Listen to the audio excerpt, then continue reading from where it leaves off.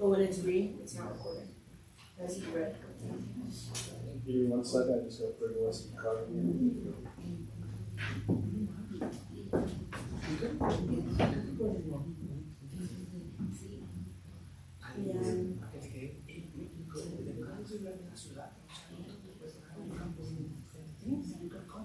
Yeah, he has the camera. For flamingos. ¿Yo? Yeah. Es que se utiliza el fondo.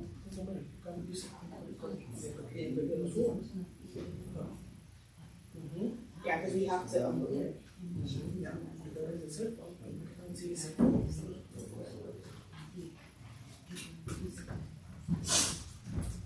You know, plumbing. Yes.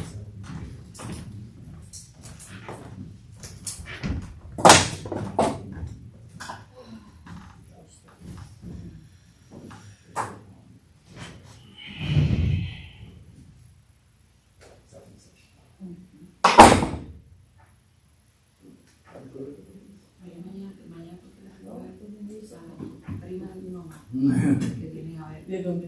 De Puerto Rico. Sí, auto tampoco. De agosto no había salido. Muy caro. Ellos pagaron carísimo. Yo le dije a ellos, yo le dije, esperen a la próxima.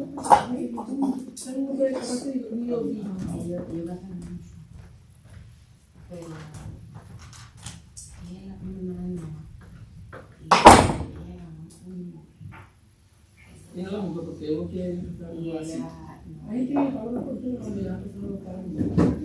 Si no va a tener. y yo lo dije, el que quiere tener una comida de mi Aquí, yo entiendo que hay mucha gente de allá que no claro. la Y los recursos. que no son familias, que son familias de vida, amigas que me importaban. La gente que ha ido a mi casa son las personas que realmente me saben. Y yo valoro a todo el mundo, cooperado, todo el mundo ha ido a mi casa a tocar la puerta. This one's recorded. Hay días que yo la veo, hay días que yo la veo. ¿Cómo va a ir? Hay días que yo la veo. Okay, thank you very much. It's recording now. ¿De cómo es? This one. Okay. All right, we are ready, right, Mr. Kirk? All right, good evening. Welcome to the special City of Central Falls City Council meeting today, Monday, May 20 at 5:42 p.m. Mr. Kirk? Councilman Solano. Present. Councilman Kazarian. Present. Councilman Figueroa. Present. Councilman Rosado Martinez. President. Council President Pro Tem Rivas. Present. We have a quorum. Thank you. This item on the agenda? Next item on the agenda is the pledge of Please allegiance. stand up. I pledge allegiance To the flag of the United States of America and to the republic for which it stands, one nation, under God, indivisible, with liberty and justice for all. Item on the agenda of the new business is public comment.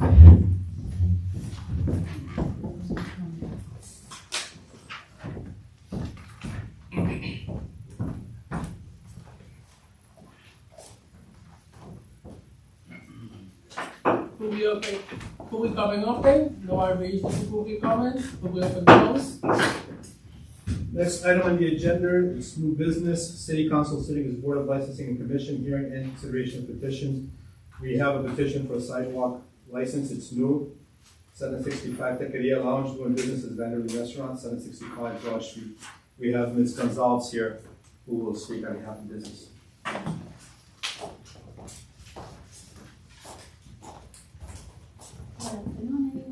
I am, welcome. If you allow me.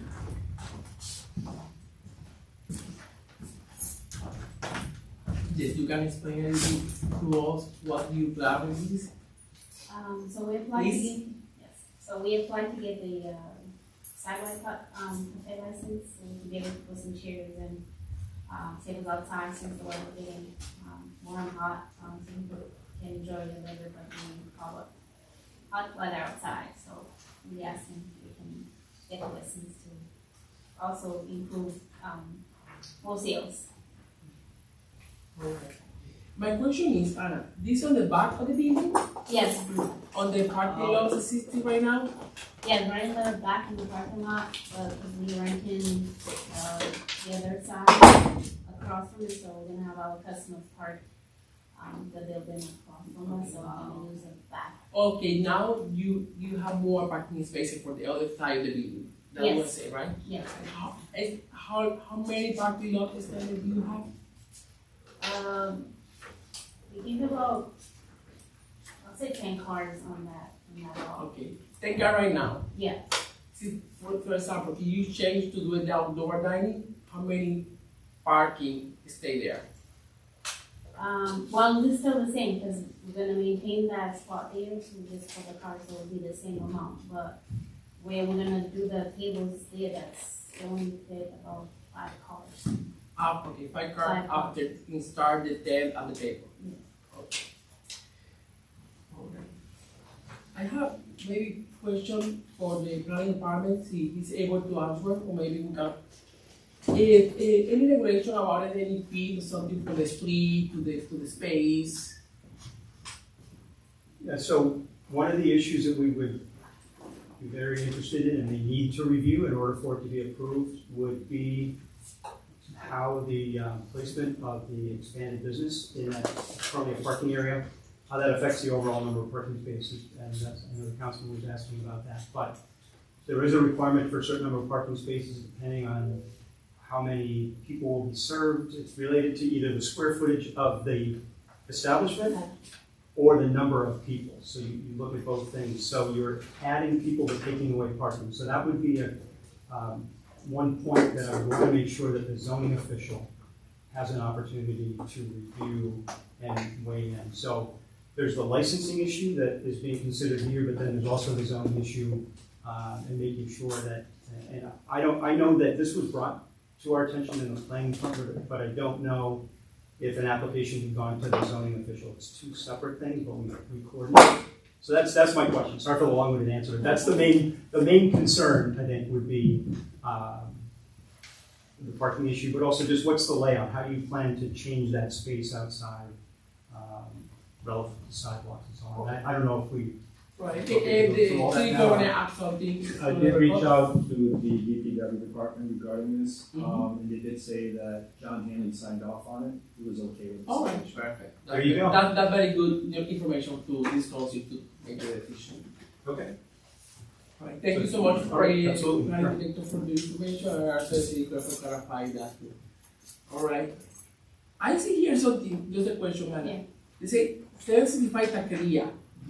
You food is not Mexican, right? You don't sell tacos, right? No. I say taqueria, maybe they changed the menu on the restaurant. Yeah, we changed the menu, we're still working on to change the name, that's why it's TBA Vending But you Restaurant. play do a Mexican?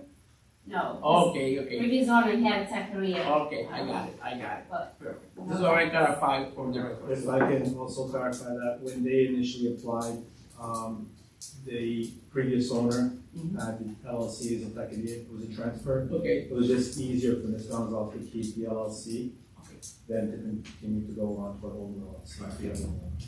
Thank you. All right. Perfect. Just want to say, by myself, I like outdoor space in summertime. I know we don't have many outdoor spaces here in the city of Singapore. If we can have more, follow all the regulations for the customer and the business owner are safe and they do more business. By myself, I'm happy to approve that. I'm happy to support that. Just always follow the protocol for the regulation for the planning department, police, fire, and the other protocol that we need to follow. But I'm happy to see more outdoor space here in the city of Central Coast. I don't have any more questions from the audience, but I don't see any of my colleagues have any question for you. Just, if I may, I have a few questions for Absolutely. you. How many seats do you want to put out there for space and things like that? They allow us to put like 24 Okay. seats. I have one more question, sorry, before you go.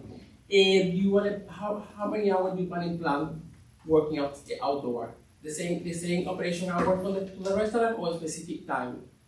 We can put a specific time, but probably like just until like 10, not, depends if how.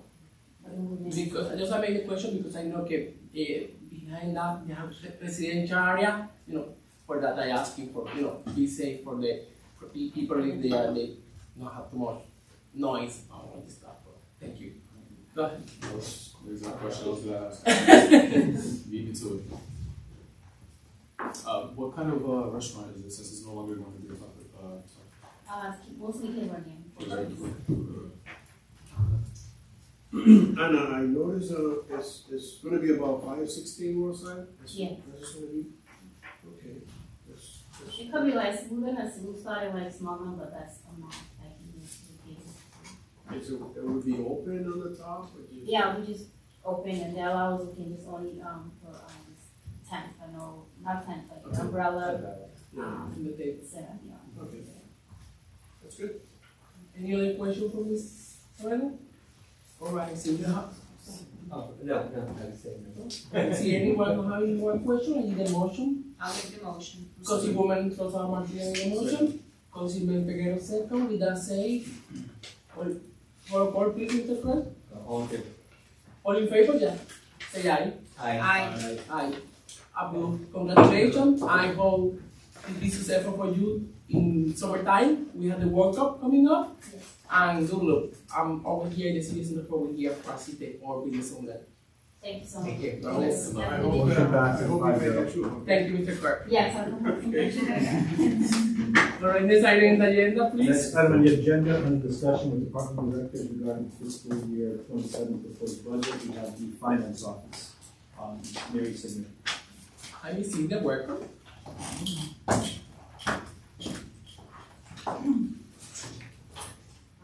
Good evening, Council President Pro Tem and members of the council. As in prior years, I am the lucky one to go first. I think it's appropriate, though, for me to kind of frame the budget at a high level and then allow each director to speak specifically at their departments. And before I get into any specifics, I will take this opportunity to thank the administration, the directors. We have collaboratively developed a budget process and a budget timeline that I think produces a very well thought out budget. As the mayor mentioned in her address, we considered every single line item at the budget. It was a very thorough process. The goal was to keep as much of the non-labor and fringe lines flat year over year. And for the most part, we were able to accomplish that. The mayor's created a great team, and one that I'm very proud to be on, and without their participation and support, this budget would not be possible. So first I want to talk about some of the revenue line items within the budget. The budget includes a tax levy increase of 4%. We worked very hard to determine if we could manage a lesser increase, but as everyone is keenly aware, the cost of everything, labor, fringe benefits, insurance, fuel, repairs, you name it, it's going up.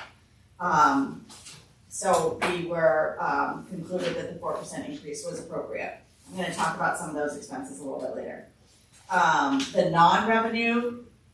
The non-tax revenue increased 2%. And as many of you have probably heard me say, the past several years, we've been able to benefit from a significant increase in some of those line items. Unfortunately, I think we've peaked on those line items on most of these, but we're always looking for new sources of revenue. And just to recap, some of the significant non-tax revenue items are traffic camera revenue. Mhm. I'll have to say, on the positive side, I think we have fewer tickets, which means safer roads. On the negative side,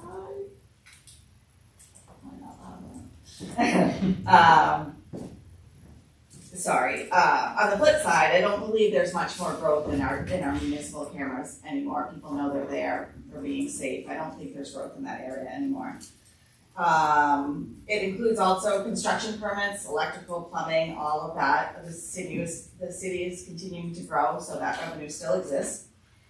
We have realty stamp revenues, which the city receives some revenue on each property transfer within the city. It's kind of a hard line item to budget because no one can really predict the real estate market. Other non-tax revenue items include licenses, code violations, and rescue runs. A significant portion of our revenue is state aid. Within the budget, there's $3.6 million of state aid, and those amounts are given to me directly from the state. I'm going to briefly talk about expenses. As I said, each director's gonna talk about their own departments, I just wanted to highlight a couple items. The finance department did the salary budget. All the union salaries, and the longevity and the stipends, all of that tied directly back to our approved CBAs. The non-union wages, for people like myself, the increase is 2%. Pension costs are still just a significant cost to the city, and this budget reflects some of the changes that result from the new public safety CBA, which we discussed at previous meetings. Medical premiums increased 12% this year from the trust. We were told we were lucky. Other municipalities had a lot larger increase. Fuel costs increase, we're trying to reflect some of the most recent changes in the fuels in next year's budget. And then all the other expenses, like I said, the directors, it was, they were able to budget their own line items and they attempted to keep it flat. Lastly, this budget reflects the cost required to obtain local control for our school district. It was an amount equal to 1% of the prior year levy in terms of local support, and it also includes the cost of our education strategist to ensure a smooth transition. So that's what I'll speak about the budget. I'll speak briefly about my finance department. First and foremost, I want to recognize the team. I love them. They're the best. They always consider what's in the best interest of the city and the constituents when doing their jobs on a daily basis. They always have my back, and I couldn't do my job without them. I'm a little geeky here, I'm continuing my theme of having a theme for each of my budget presentations. I was going to quiz you all and see if you could remember what any of the prior year themes were. I figured that was probably a bit much. So just to recap, year one was consistency. It's hugely important that we treat every constituent the same. And we also record every transaction in a similar manner. Year two was continuous improvement, speaks for itself. Year three was productivity, it's how we do more with less. And year four was teamwork with our peers, with our suppliers, with our state colleagues, with everyone. So this year's theme, I had a little difficulty finding one, was more attention to detail. When we first arrived, there was a lot of low-hanging fruit for me to attack, and so the city could become more efficient and lower some costs. But now it's time, and I think we really look at the smaller things, the less obvious issues. I can just give you a couple examples. My department, I'm really big in cross-training. We are documenting everything. We have screenshots, we have keystroke things, we're doing everything. That way we're well cross-trained, and then if we have turnover, hopefully it'll be smooth for the city, right? So that's attention to detail. The other thing is my financial audit. I can tell you we're preparing for it every single day, and when I say that, I mean that we're recording all of our transactions timely, properly, and we're attaching all of the documentation with it. So when the audit comes in, everything is easy. And when we're on the audit, I can say again, which I've said before, we hit our deadline of December 31st, and we're going to hit it again. Lastly, attention to detail is just looking at our expenses. I think it's really easy to look at an invoice and approve it and pass it on, but we've got to really take the time to look at it. We've actually found some really crazy errors lately. We had one of our copier invoices, they charged us for 65,000 copies. There's no way. We got to look for that. We had one where they charged us twice for a site visit in the same day. Can't happen, right? So I'm trying to get my group, and I'm actually trying to get all of my colleagues to really take the time to encourage them to look at expenses and try and make sure if we can cut any costs where possible. So attention to detail, that's my geeky theme this year. So I'm open to any questions now in the budget as a whole. Thank you, Mary, for this presentation. I'm working with you for 4 years. I know the step you are with finance, the protocol we need to follow for anything that we need to purchase or get in the city. Thank you for that, because you are the eye for the constituents in the finance department. Just thank you to you and your team for that. Just still the deputy director is still vacant in your office, right? Say it again. Your deputy director. You're still looking one, right? Yeah. You don't close the position anything, right? Perfect. Okay. Other question. I know you mentioned in your introduction. I see the line item for the medical insurance. They increase a lot. They increase a lot. Yeah. So there's a couple things going on there. Our overall premiums went up 12%, right? So that happened flat out. Everybody who had medical insurance, the portion went up 12%, the city portion as well as their portion.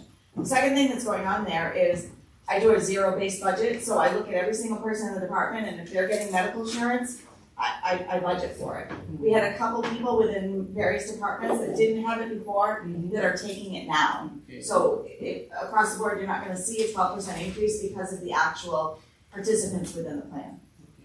Yeah, because for example, in the department for the 25 budget is 34,000, and now for the new budget is 55,000. Yeah, that's what's happening. Our family plan costs the city $14,000 a month, so it's an expensive, it's a big line I item. know. Thank you for Yeah. clarifying that.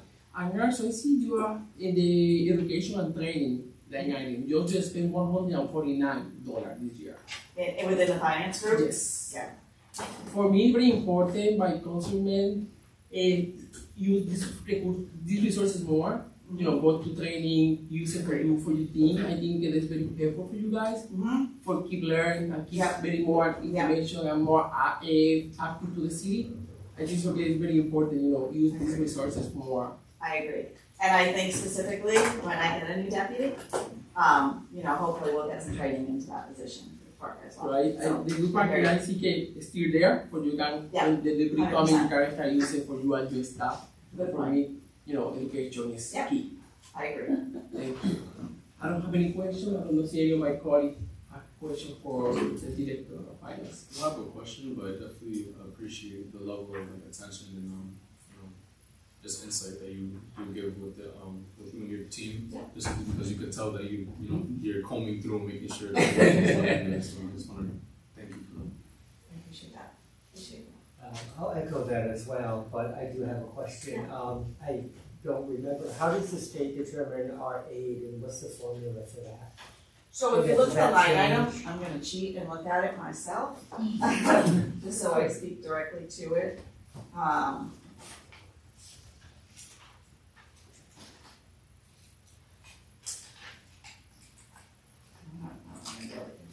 So the state aid, the motor vehicle phase out, they made a baseline when they did it, Right. of what our revenue was in a local state, and it's pretty much flat. Like we're kind of, same thing with their tangible, so it's anybody that has tangible, assets lower than $50,000, and that they're keeping that flat as well.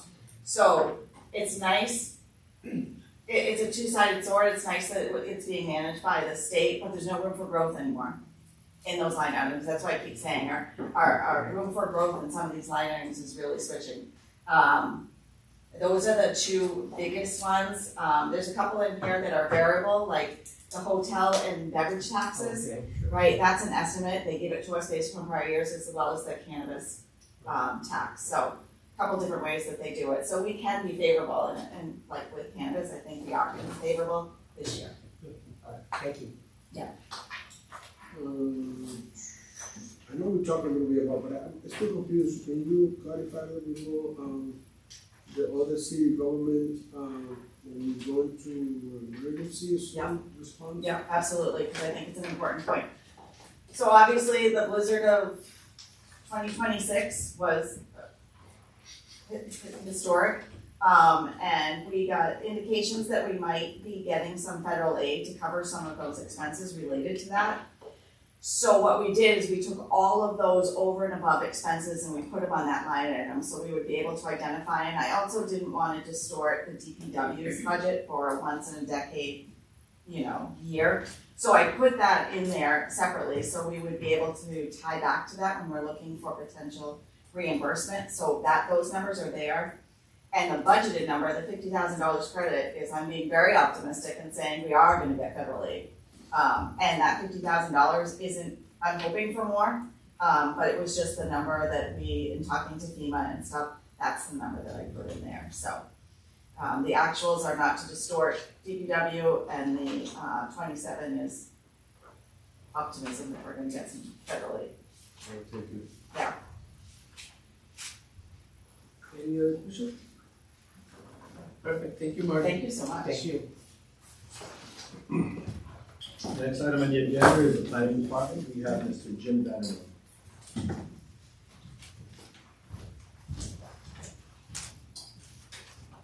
Hey, Jim, welcome. Evening, council members of the council. I appreciate the opportunity to speak to you this evening about planning department's work, both in terms of the work that we have done over the past year and looking ahead to the coming fiscal year. I also want to thank the mayor and Lorraine and her team, and Mary and the finance team for really making the process pretty straightforward and simple from our point of view. Having said that, there isn't a whole lot of discretionary funding within our department, relatively small line items, a major share of funds, overwhelming share of funds for personnel costs. And I'll talk a bit about the great staff that I have the privilege to work with as well. Just a quick overview. I know I have the opportunity to come before the council several times throughout the year for a variety of things, whether it's an update to the zoning ordinance or approval of CDBG, funding applications, and so on. But just if I can just give you a really quick overview. Essentially, everything that we do is really aimed at meeting the mayor's goals of improving the quality of life for the residents of the city of Central Coast. And that ranges for everything from making sure that there is an increased number of high-quality housing units that meets a variety of needs throughout the city, the new school construction projects that our students deserve. We play a role in reviewing those plans, making sure that they are done properly, that they're going to serve the needs of our students for years to come. We play a role in conjunction with other departments throughout the city, but we are able to bring in funds and then manage projects that improve many of our outdoor recreation spaces, most visible of those being Jenks Park right next door. We've been able to bring in funding and help to be part of the team that is moving forward on the El Centro Community Center project, scheduled to open in just a few months. The name of the department also includes economic development. The primary thrust there is really supporting our small businesses. And I'll talk a bit about how we've made an organizational change within the department to ensure that that goal is met. Then there's the kinds of things that have to do with improvements that are physical streetscape improvements, things that affect the environment, things that are in response to the negative impacts of climate change, whether that be being able to plant street trees to cool our neighborhoods and deal with pollution. We provide support for property owners and developers to help them realize their dreams of what they can do within the city. And we aim to provide excellent customer support in order to facilitate those processes. And we also work very closely with a number of partners, both at the community level, state, and national level, to make sure that good things are happening here within the city of Central Falls. So it's really a collaborative approach with all the other departments that leads to efficiencies and effectiveness of getting things done. We work really closely on a number of projects, and I'm really privileged to be a part of that. We also work with local state funding agencies. We've been able to bring in money from DEM through the CDBG program and at the federal level as well. With respect to the previous year, I know that there are a number of items listed within the budget document that you have. We can talk about any and all of those if you'd like. Just in summary, we've achieved or are on track to achieve over the next month and a half the goals that were laid out for FY26, and excited to take a look ahead at the goals of the coming fiscal year as well. Some of the highlights there in terms of the previous year, the new high school came online. That was the work, of course, of many, many individuals and organizations, but the planning department played a role in making sure that those plans were reviewed and that construction was executed in accordance with those plans. And then the follow-up to that, of course, is the new pre-K-8 school that is going through the process of final design, getting through the approval. We spent a great deal of time working in partnership with the design team and our project manager to make sure that those design plans were reviewed and approved. Ongoing role with the El Centro project, ongoing role with James Park improvements. You may have noticed the lights on not long ago, and there's an event coming up to celebrate the significant improvements that were made to Cogswell Tower, so that can be safe and last for many, many years to come. And a lot of support for housing development within the city. Some of that's very visible, the completion of the PCFD project. While it's not a city project, we play a role in working with the developers, with one neighborhood next door, to really advance these projects. And there are many more that come through our department that we review. We maintain a pipeline of a list of projects that are in the pipeline so that we can be able to stay on track of those projects and make sure that we are helping to facilitate meeting the mayor's goals. I want to talk a little bit about staffing. I have the privilege to work with a lean but mean team. They're all talented individuals. Diane Jakes is our deputy director. Her focus is on project management and housing. Has been instrumental in getting a number of the very visible things done, but also plays a key role behind the scenes as well. Josh Magnone, who's our principal deputy director, you see him come before the council as well. He comes before the planning and zoning board and presents on their behalf. He's really been instrumental in getting a lot of work done on getting the zoning ordinance up to date with zoning, with state laws and so on. And working on the sewer facilities plan, bringing that online. We're working with a consultant to get that done so that then we can come forward with recommendations for how we're going to improve the aging infrastructure that we have in the city.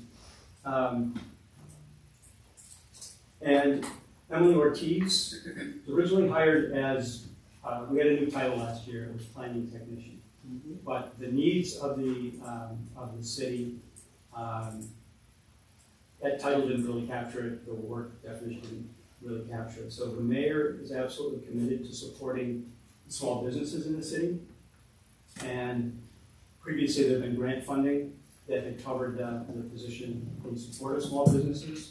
When that grant funding is no longer available, a decision was made to make use of the skills that Emily has within our department, and that role has been expanded. So she is now our community development and small business support coordinator.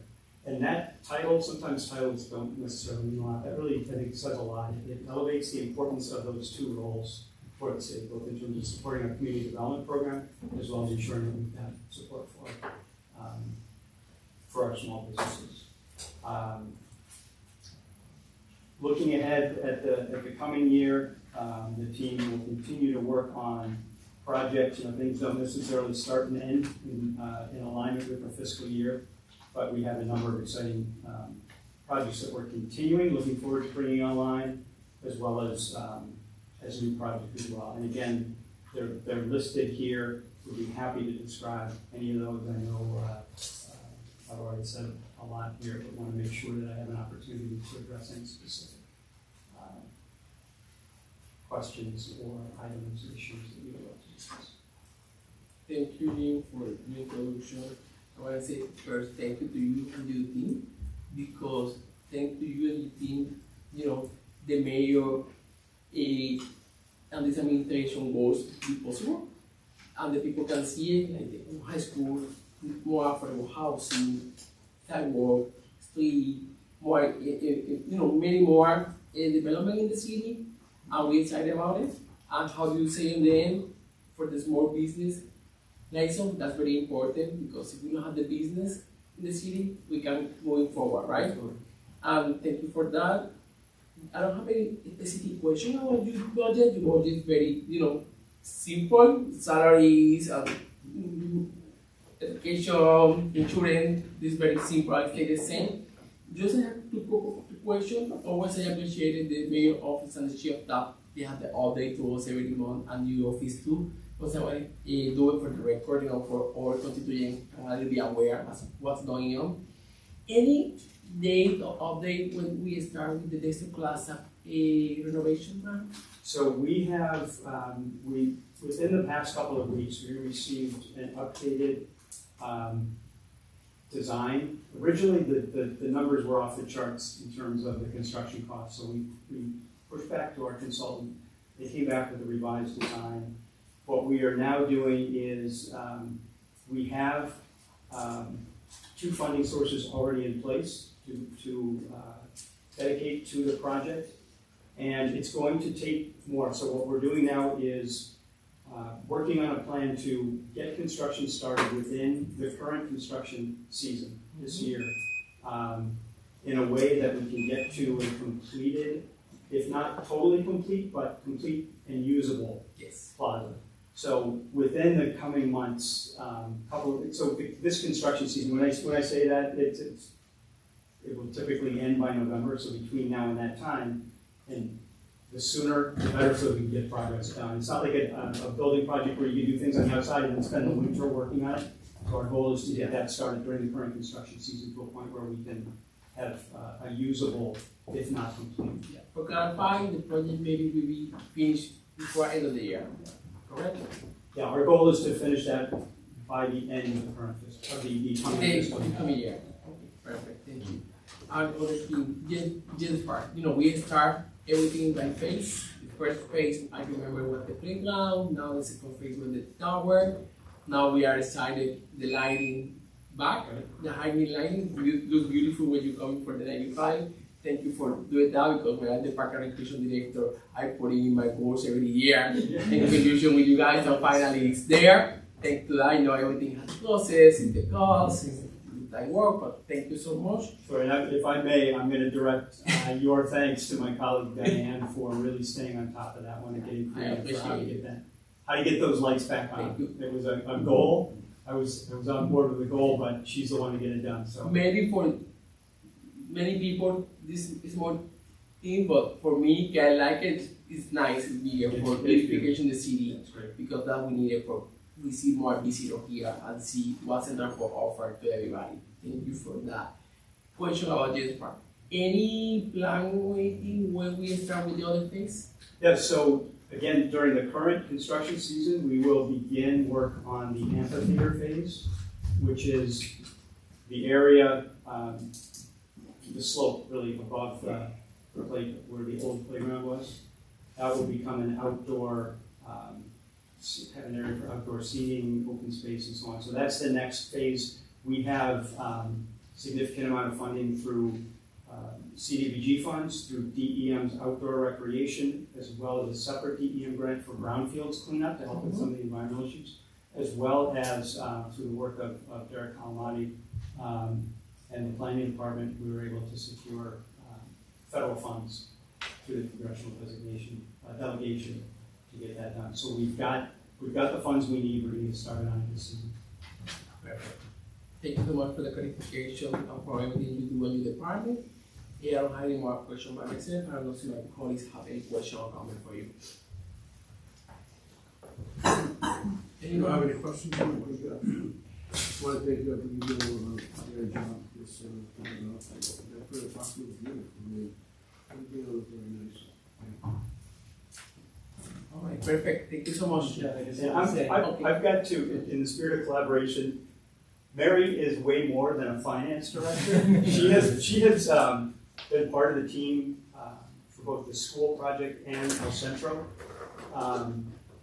So there are a number of people working on getting this stuff done. So I don't want to mischaracterize. We play an important role, but sometimes the people who you don't necessarily expect are really working to get things done. So it's a collaborative effort. Yeah, I know the East Council know how hard you guys work, the entire city employees, because we are a small city, but we offer many things and we do many with less. And we're proud to serve to this community, and I appreciate everything you guys do for senior center workers. Thank you. Thank you, Mary. Thank you. How much you paying? Exactly. All right. The next item on the agenda is Police Department. We have Colonel Robeson.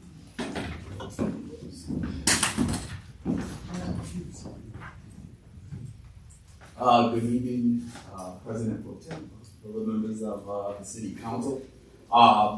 First, I also like to thank the team. This is my sixth budget address, and each time, each time it's gotten better and better. And I also, she didn't take me, I also want to give Mary a shout out because it's, over the course of time, you do see the enhanced processes interdepartmentally, and I'll speak for the police department, that it's much more efficient, easy to look at, and that leads into, in my estimation, great decision making, and also with the inheritance leadership.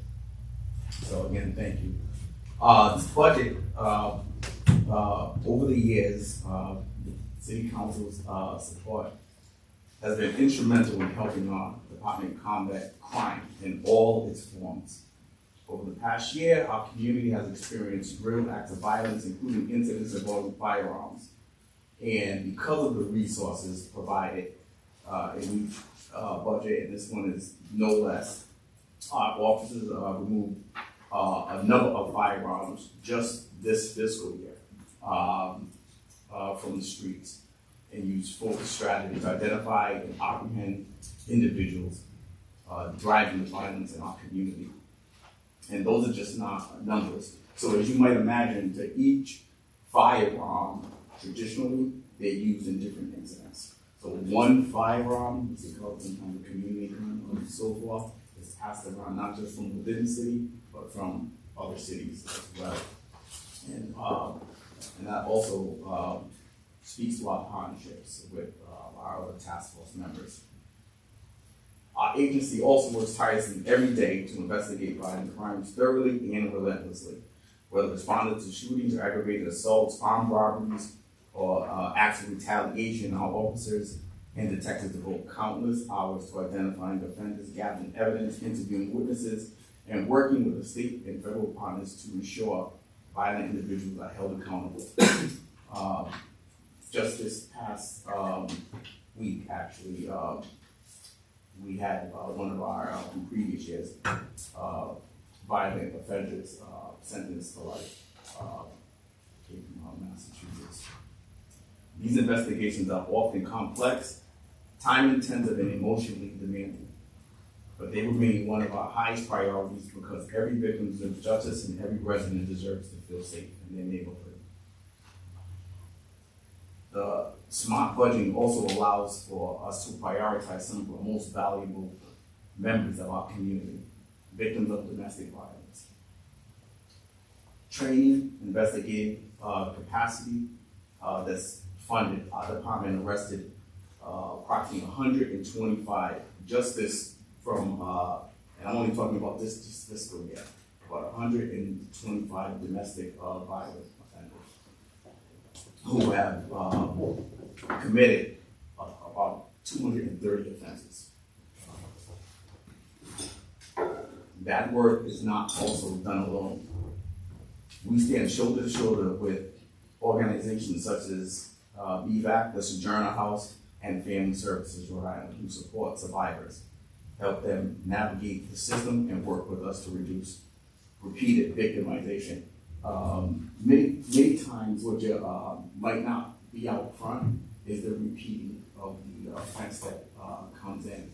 By the time it gets to court can be very intimidating.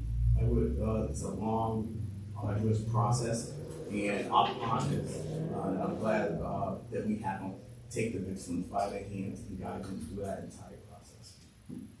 And they're there at the time of the incident all the way to the conclusion of court, all the way through. The strength of this, the budget that's, again, it's always funded appropriately, and thanks again, Mary, for both traditional enforcement and modern public safety tools that make us more precise and effective. And I'll say technology moves faster than the law, right? Social media didn't exist, and you know, everybody I'm sitting in front of, I like to officials in front of me at the state legislature and sometimes at the federal level. Laws take a long time to get into place, but technology doesn't have to wait for that. So that being said, one of our we were fortunate enough to adopt one of a use of technology which was instrumental in less than 24 hours identifying the perpetrator who had committed a homicide and shortly thereafter apprehended and getting that dangerous person with a long history off the street.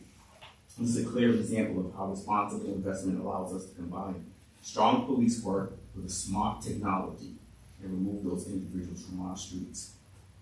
Just as important, this has helped us sustain a department that is recognized well beyond Central Falls.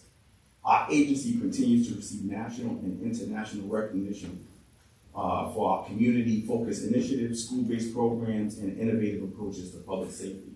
Those achievements are a result, intentional, deliberate. Just since every year, consistently, actually since 2001, this administration, we've either received international or national recognition to include in 2025. Your support has allowed us to maintain those standards. And I know Mr. Mary spoke of professional development, which is, you're absolutely right. Professional development is critical. And I'm proud to say that Central Falls Police Department just last year received the FBI Leader Agency Award in the first in Rhode Island to do so. And that covers everywhere from supervisory command and executive leadership, which covers things like budgeting, management, leadership, officer wellness, and so on and so forth. The majority of that funding supports our officers, our professional staff who respond to calls, investigate crimes, protect victims, and build relationships in our neighborhoods. The remaining resources, including technology, as mentioned earlier, for specialized training, are targeted, measured, and continuously reviewed to ensure that our services are being delivered to our residents. In closing, I'd just like to thank the council for all your support every year, as I mentioned earlier, that I come before you and I speak of the accomplishments and of the agency, the many calls for service that per capita far outnumber any other agency in the state. And just so you know, so on roughly, and it does fluctuate, the Central Falls Police Department on average has about 39 police officers, but there were 36,000 calls for service annually. And just so you can picture this in your head, similar communities are, with that amount of officers on the department, are between 5,000 and 10,000. So the officers deal with a lot, and to include keeping our streets safe, traffic-wise. So again, I'd like to thank you for your continued support. And with that, I'm happy to answer any questions. Hi, Chief. Thank you so much for the introduction. First, thank you for everything you and your department do for keeping us for safe, because I know for the me, by the councilman, resident of the city, and the all city resident, this is our priority. Living one city where we'll be safe. I know it's not easy. I know every day is perfect, but I know that you and your department do the best for give this pride of living one safe city every day. Thank you so much for that. I know we don't have many resources, but you do the best. This administration do the best for us to do a better city, a better place to live. Thank you for that. Just I have a couple questions, very simple question about the budget. Maybe it's something about the yearly deviation, something but just I want to clarify for the record. I see the line item in the CTV pay. Can you have 7,000 in the 24, 12,000 in the 25, and for this coming the budget you have zero? I will see something about the negotiation of the union or something that you can answer now. See, no, you can answer to me later when you have the information. Mary maybe also can join and answer that question. Yeah, that is a collectively a bargain agreement, but you're looking at.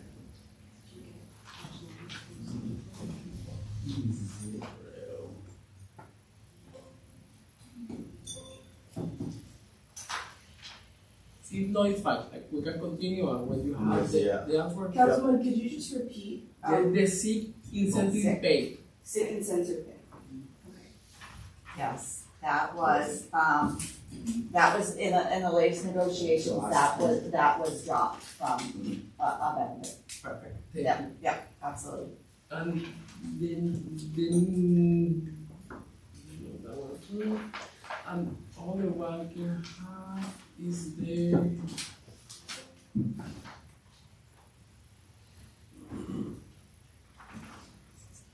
For example, for the old interpreter, Yes. I see you have budgeted 12,000 just to spend this career for 150. If you don't mind, I can answer that question for him. As you know, we recently have been using interpreters more at many of our events, and we are not great at classifying to the right departments. So that if we use the same interpreter for everyone, we're gonna try a lot harder next year to get the geography of the expenses proper. Thank you. I don't have any more specific question about the budget. I know the budget is very clear about everything about negotiation, union, and all this stuff. The other one is check.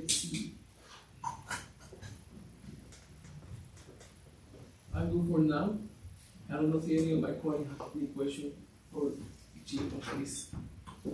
I just want to say thank you for the job that you do and your team does. And every question that I have, I always get an answer. So, and that's what we look for, that open communication. Communication is the key. Yes, I would also say I find the staff, the officers very easy to talk to and very not intimidating at all, which is nice. So there's a comfort level there, I think, with a lot of our residents that they're approachable. And this is a sample when they have a good leader to manage the department. And this is a sample about you, and we appreciate it. Thank you, I appreciate it. Yeah, internally, I have a great team. And I will say, yeah, I encourage that proximity and interaction.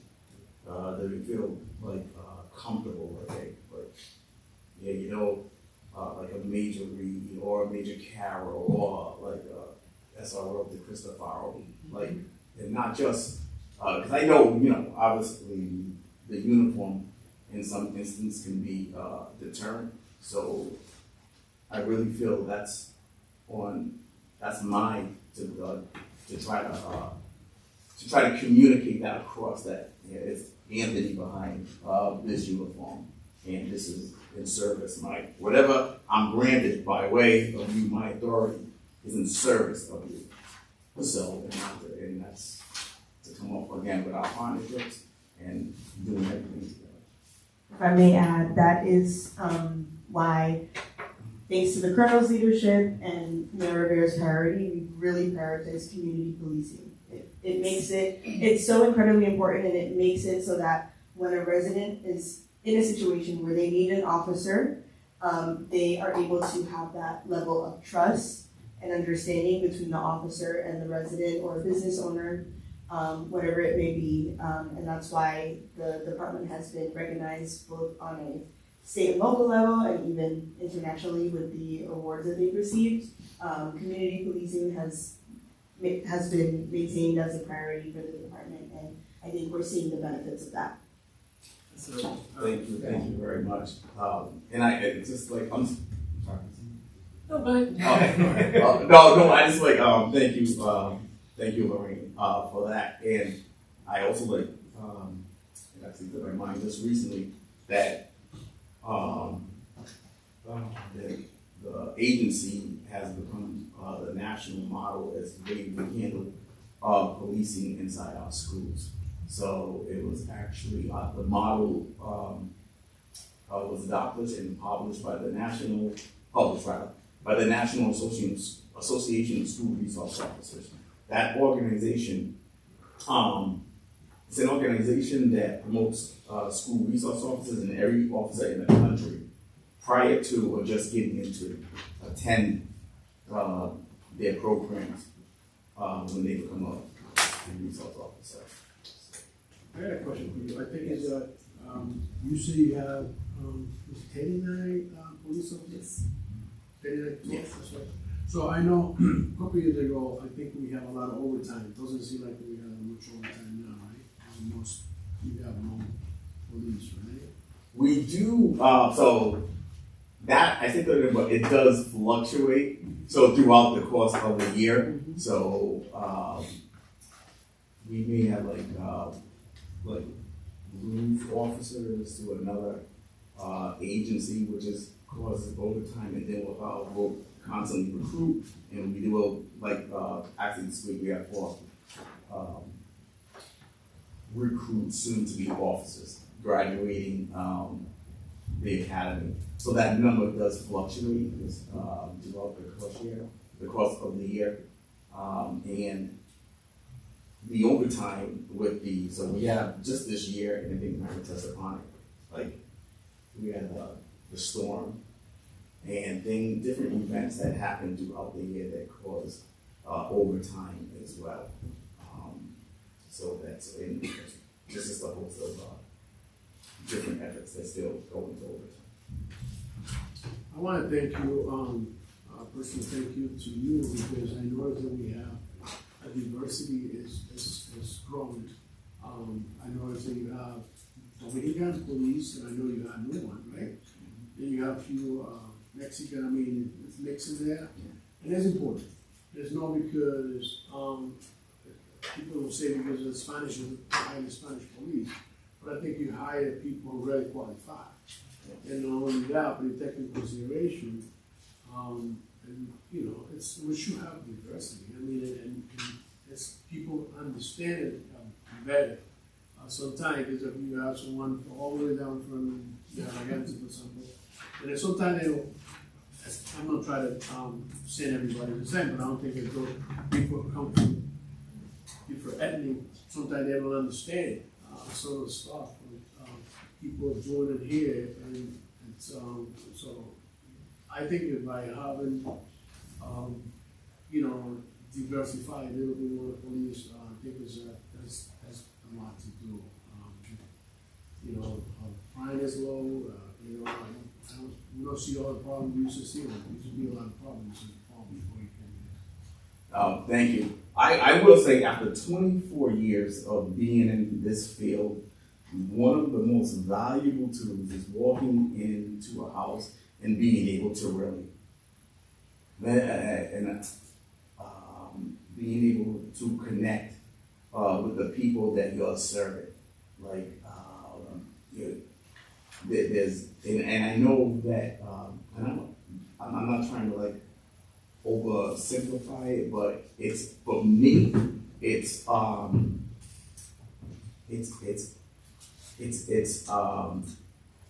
being able to reduce trauma, build trust, that's a huge, and know where someone may be coming from a cultural aspect, and being able to deliver your services. It's a invaluable tool. I can't even express it enough.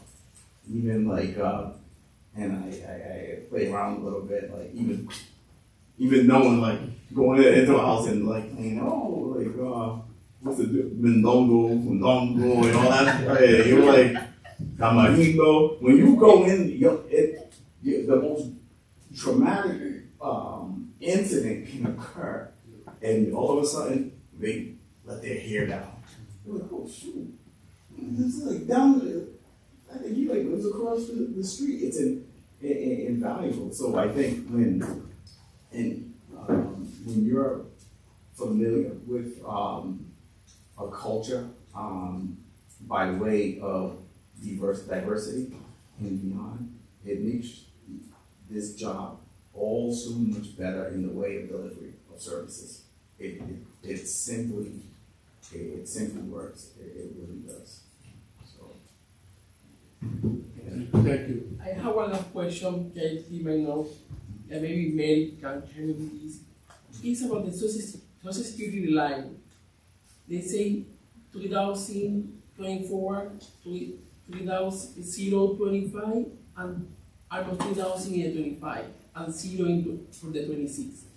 Specific for any specific employee for the social I think security? I know the answer, like, give me one sec.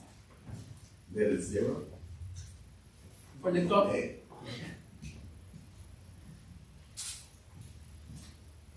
I don't know the answer to that, I'm gonna have to get back to you. thank you. say for the Social Security, Yeah. the police don't pay. The Yeah, police I know, don't I know, pay, I know. but I know that Mary does. So I know that's that. in there. I know that, But there's because no I know budget for the degree for that. I'm curious to say, Yeah, maybe I think about Mary. yeah, Mary, so the fact that it's not But I see there, it for the I have to take coming a budget is a zero, for that I ask you. Oh, yeah, I'll have to take a look and get back to you. Okay, thank you. Okay, I don't have any more questions. Perfect, thank you so much, Chief. Thank you. Next item on the agenda is Human Resource Office. We have Ms. Nellie Hans Vargas here. Ms. Hopper, welcome. Thank you. Good evening, council members and the administration. I want to clarify something for the record, Director Hoffman, because I see something of the salary line item, the deputy, I did not see the percent, but I want to clarify for the record, I spoke by the phone with the chief of staff to clarify the update number, and is here for the record. It was an increase of 5,000 for that particular position. So it is, if you look at page 8 under personnel, it is correct here. So if I can just frame the question a little bit, the question was the Deputy Human Resources, her FY 27 salary in the personnel, ordinance is incorrect. It shows salary flat year over year. Within the actual budget, with the cost within the Human Resources Department, it's correct. It's a typo on the ordinance line, and in our first reading, that will be corrected. So that was an error. For that, I want to clarify for the Yeah. record case. Yep. It's ready, it's clear, and we have the right number. And I we want to have say that thank at you the for first clarifying that with my attention. Thank you, go ahead. Thank you for your question. So thank you for the opportunity to present the Human Resources Department performance 2026 and also the strategic priorities for 2027 and proposed budget. This year, Human Resources Department remained focused on strengthening workforce operation, improving compliance, supporting employees' well-being, recruitment, and onboarding practices across all city departments. One of our most significant accomplishments during 2026 was successfully completion of multiple operational and policy initiatives. We updated employment handbook to reflect all implemented HR policies. And we're continuing enhancing compliance support for every department citywide. We also are constantly improving outreach and marketing strategies to attract qualified candidates to the municipal service. One of major workforce achievements that I'd like to mention to you tonight is this year we successfully recruit and hire initiative. We fully staff all fire department positions. This accomplishment directly supports operational continuity and the public safety readiness for the city.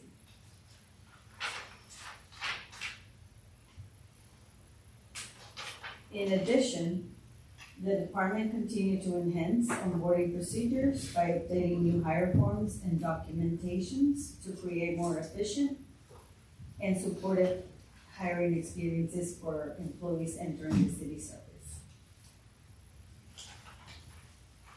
We also maintain our commitment to workplace culture and employee well-being by continuing the Trust Wellness programs, providing ongoing harassment prevention trainings for supervisors and employees, and implementing policies to foster healthy and respectful work environment, including remote work policies for inclement weather. As you know, we face this big challenge this year with the weather. From a leadership and professional development standpoint, the department also invested in growth and in collaboration. I participated in the SMI Managers and Leaders Seminar Program, successfully completed and finished the program at Roger Williams University. We both, the deputy director, have been to the HR consortium municipality groups and TDI training opportunities. You may see that there's not a lot of cost because we have looked for classes that are non-costly to us. So we've been trying to be very aware of the situation that we face with money. So we have looked and extended our search, but needless to say that we are looking to also bring more training and development across all departments. As we look ahead to year 2027, our priorities focus heavily on workforce, sustainability, employee engagement, operational, and risk management. We are currently developing a dispatcher candidate eligibility list to ensure the continuity in emergency staffing, reducing the average vacancy time to fill by 20% to improve recruitment efficiency, citywide cybersecurity ongoing training programs for all employees, establishing a succession planning framework to support workforce continuity and leadership development, expanding employee training opportunities, and fortifying department performance evaluations. We also plan to place greater emphasis on employee engagement and workplace culture through citywide initiatives such as an employee appreciation day and a holiday employee event. Operational improvements will continue through the implementation of centralized technology tracking system for new hires, ongoing onboarding enhancements, and continuing prevention trainings for all staff. Most importantly, the Human Resources Department remains committed to promoting a respectful, compliant, union-aligned, and employee-centered workplace culture that supports both organizational excellence and public service. And I'm gonna ask that you turn to page 8 so we can go through the budget. It's under personnel.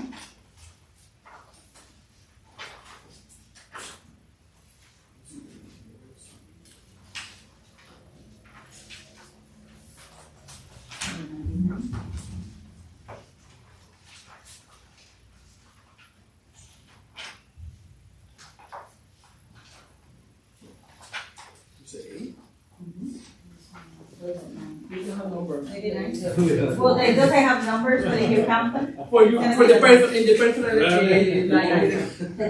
In the personal, yes, I'm trying to see if you're paying attention. Yes, the personal, So count from the beginning. So So personnel, what is this, board of canvassers? board of canvas, and then it says And then this is personnel. personal. Page 8. All right. Are you able to locate it? So we have the deputy salary, is the first one. And as you can see here, it is, the year 2026. And then year 27, which it reflects the increase. Social Security.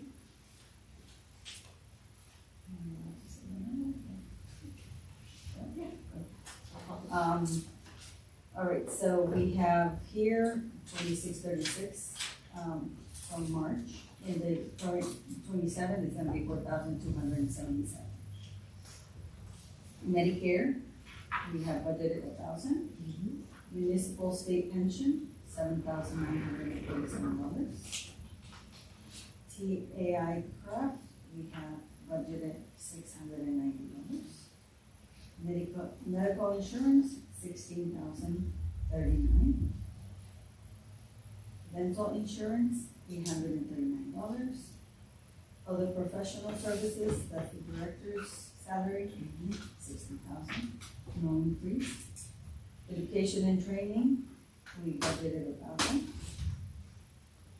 Recruitment, 2,500. Employee events and team building, we have lost that line. Workers' compensation is 105,000. Employee relations events, 8,000. Testing, 13,000.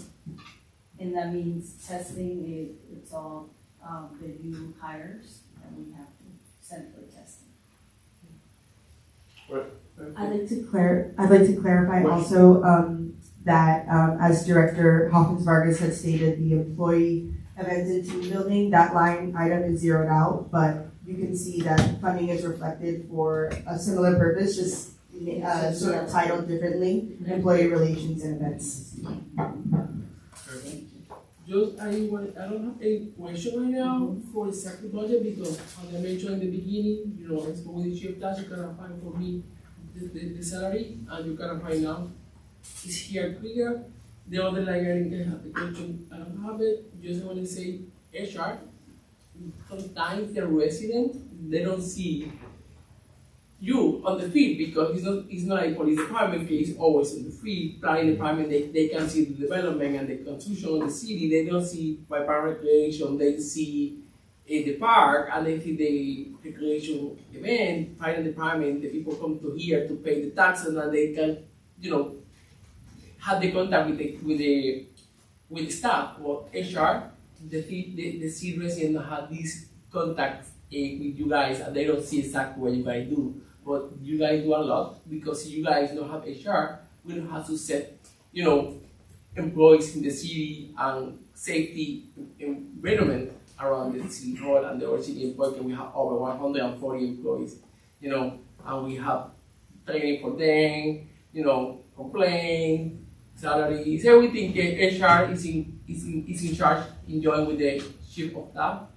But I want to say thank you to you and your staff. I know it's small staff for 140 employees, but you do the best that you can, and you can see it in the energy of the employee when you come to the city hall to do a business and pay the taxes or go to apply for any license in the office of the city clerk or go to the police department. And thank you to HR for doing that because it's not easy department, Thank you.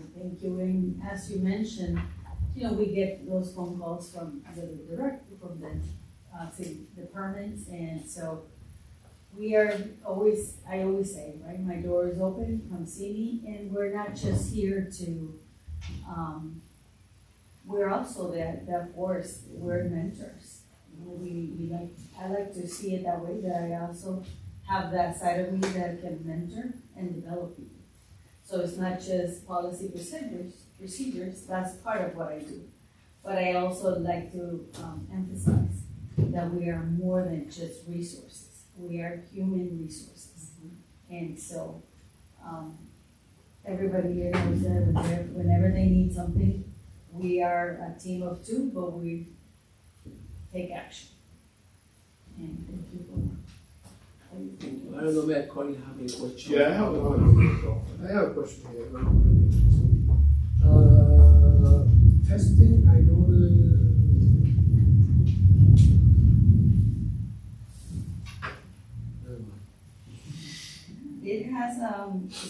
lower, because this year, if you can see, it was 19,000. Okay, that's exactly what I'm asking. And now it's 13. At 13, that's, thank you, that's exactly my question. So that should be, I mean, everything will increase, but that's Lower than it. Okay. That's my, thank you for helping me with that. Anyone else? Perfect. Thank you so much. Thank you for your, Next item on the agenda is city clerk's office.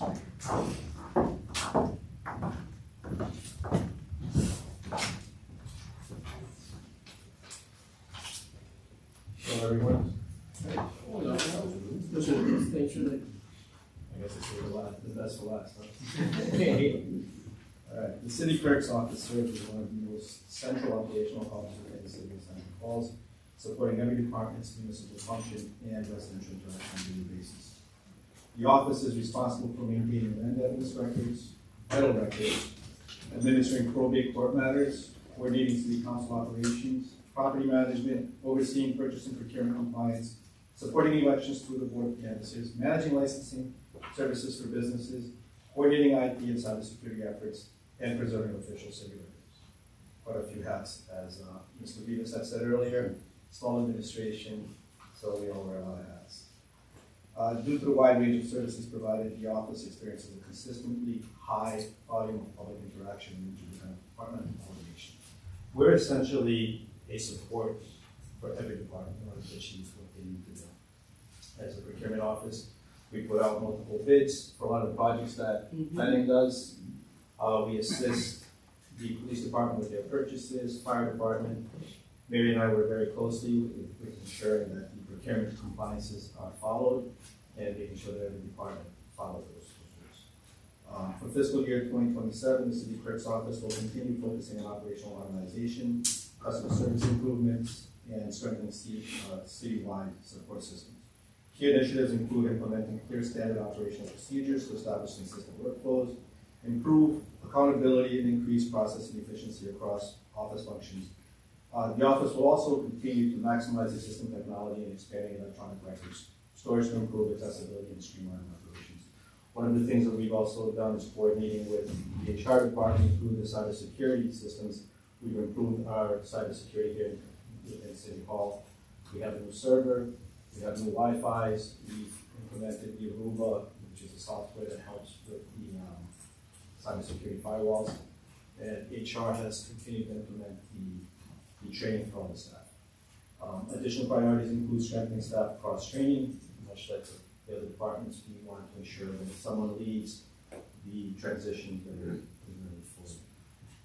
Our office will continue efforts to enhance public communication and transparency for expanding YouTube broadcasting, something that we're currently working with the mayor's office, and ensuring that all departments they register with the YouTube, they become members. We try to get the public involved because once we can stream live, we will have some of the technical difficulties that we've got today, but we can avoid that. And if I might add, we would appreciate the help of our fellow council, council here, if you could allow, make sure that you inform residents that they're able to subscribe to the YouTube, to see council meetings and stay informed. And the more subscribers we have, the faster we'll be able to reach the goal of being able to live stream these meetings and increase engagement. Thank you. These initiatives will positively impact the city's departments by improving efficiency, strengthening compliance, enhancing communication, increasing cybersecurity preparedness, and ensuring reliable operational support throughout the municipal community. So we're like a one-stop shop. I guess we can consider us the El Centro of City Hall. So at this time, I open it up to you guys for questions. thank you, Director Bugo, for everything you and the department do. How you mentioned in the beginning, you guys have many hats, like, you know, city clerk working daily with by the council, also with the purchasing and war, you know, the city properties, and all this type of job get the same, the people don't see. People just think it come to the office, apply for the license, and that's it. No, you have many things behind for all the projects that you see around the city, passed by your hand, because they need to go to the bid, the process, etc. Thank you. About your budget, I don't have a question. I see everything's We kept everything the same and pretty flat. for management property, also everything of utility, service, Correct. all this type of thing. and the salary for you and your staff. And no, thank you so much for everything you do and working very close always and be open for this council. One of the things that really very happy you said, cross training. Cross training is important, and I think that's great. This is your idea, or my idea, or both idea. But it is good though, because my experience when I used to be a chef, and when I cross trained people, so that I remember that I used to be people feel better, because when you're training people in a different job, some people isn't normal, some people don't like that, but eventually, so when we presented at work, if someone leaves and be able to maybe go up in a different high position, or who knows, whatever. But I think it's good because I'm definitely gonna save money. Because when someone calls sick and now you have nobody to know what's up to, and here we are, we got a problem. Right. So I think that's important. I think you hit the nail right on the head. It's not just when someone leaves a job, it's also when they call out. You don't want things to stop. You want to continue to maintain that efficiency. Yeah, Correct. And continue to deliver those services to the constituents. So cross training is very important. Anyone else? All right, perfect. If clerk will- As always, I appreciate it. Trust me, when you see the work that you guys do, we don't need to ask. The person talk, right? We appreciate it. If I may, really quickly, I want to address your question, which I just looked up. It is, that line item should be Mary Chase's social security. So there was a link that was missing, the amount is $3,500. I would suggest it's immaterial related to the budget. We will have, due to vacancies, we'll have a social security.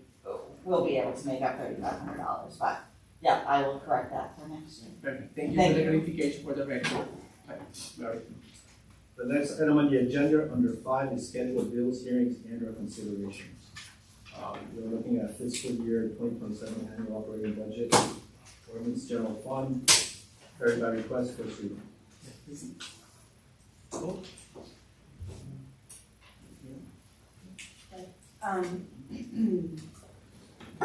I would recommend that we table this, to allow for all of the directors to present, and then we will have it at the following council meeting. Thank you, Chief. If I may ask, Council President, without objection, if we can bundle this for table? Yes, I need a motion for table. I'll make the motion for table. Going to move it quick. Rosa Martinez made the motion. As a bundle? And the ballot, correct. And Councilman Peguero second. Councilwoman Rosado Martinez, second by Councilman Figueroa. Roll call. Roll call, Mr. Clerk? Council President Sarah, Yes. Council President Figueroa, Yes. Council President Rosado Martinez, Yes. Council President Solano, Council President Pro Tem. Yes. The motion passes 5-0 to table. Thank you. The next item on the agenda is a hearing and/or consideration of a claim from Mr. Jermaine Palou. He has a pothole claim of $300.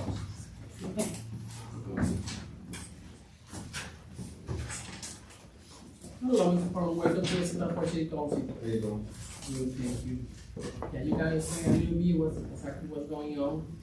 How are you doing, It please? was about a month and a half ago, about a month and a half ago, I was just driving up 20th Street, I caught a flat tire after I hit a pothole. Okay. Mr. President, I did check in with BPW and they did state that they went and fixed the potholes, but that County Street, which is where Mr. Palou had his accident, was pretty bad in terms of potholes. Yeah, so we see here the picture and the rest, on the document, and also we see the receipt from the tire also. I apologize about this situation, this happened, we had the research that we had a couple months ago, the city is working, repair all these poles, and we do it more as soon as possible. Yeah, sorry for the inconvenience.